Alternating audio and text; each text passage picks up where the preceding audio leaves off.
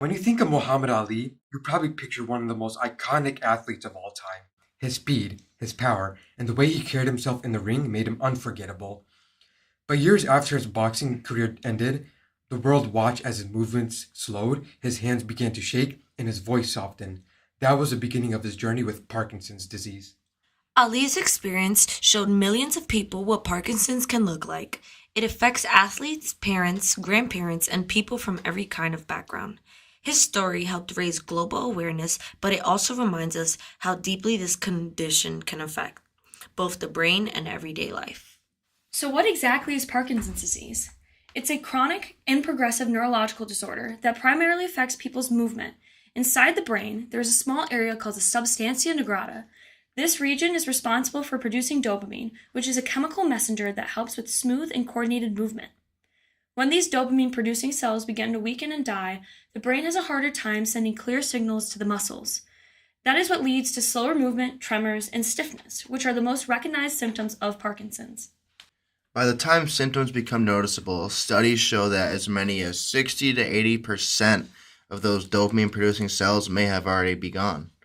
Parkinson's affects more than movement. It can change how a person feels and functions throughout the day. People may notice changes in their mood, sleep, energy levels, or sense of smell.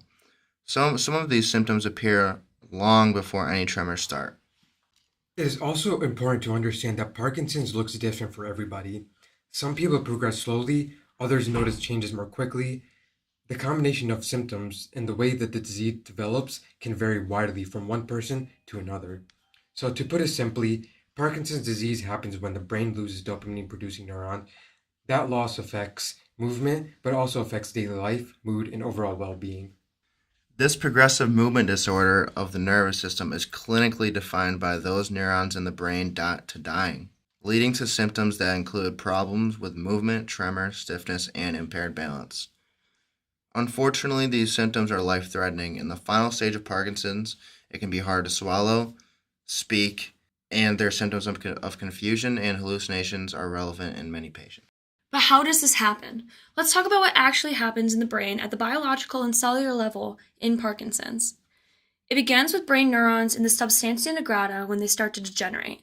Those are the brain cells that make dopamine, a neurotransmitter and hormone which helps control and coordinate smooth movement. So, when dopamine levels drop, movement signals in the brain become weaker. Exactly. The loss of dopamine disrupts the basal ganglia, the part of the brain that manages voluntary movement. And there's also something called alpha synuclein, right? Yeah, that's the protein that misfolds and clumps together inside neurons, forming Lewy bodies.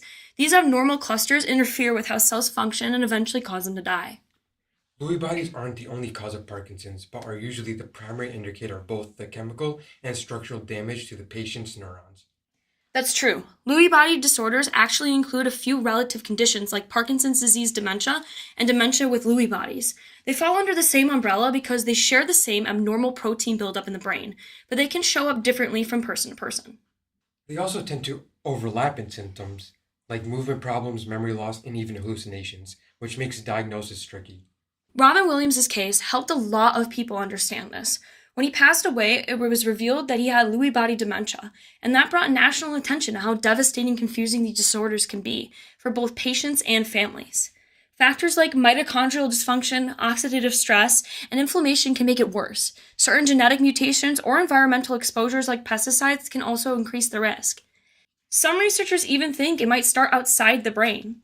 In some cases, Parkinson's may begin in the gut or olfactory system and spread through nerve pathways to the brain. It really shows how complex Parkinson's is. It's not caused just by one thing or limited to the one area. When Parkinson's disease first develops, the signs are often subtle and easy to miss. One of the earliest and most common symptoms is a tremor, typically starting in one hand while at rest. Other early indicators include stiffness or slowed movement in an arm or leg. Handwriting may become noticeably smaller. Doctors call this micrographia. Facial expressions may appear less animated, which doctors refer to as masked face.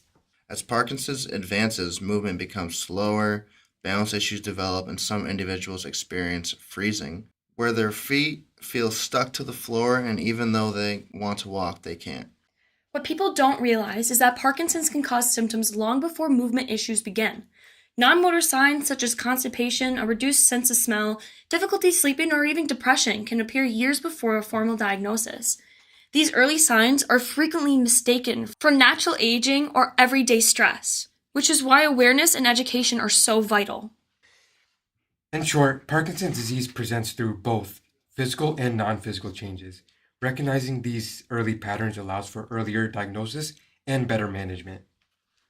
So now that we understand what's actually happening in the brain with Parkinson's, let's look at what that means for the person living with it and how that shows up day to day. We'll go through the stages of Parkinson's, from the first small signs that might seem like nothing to more noticeable symptoms that affect balance, movement, and independence.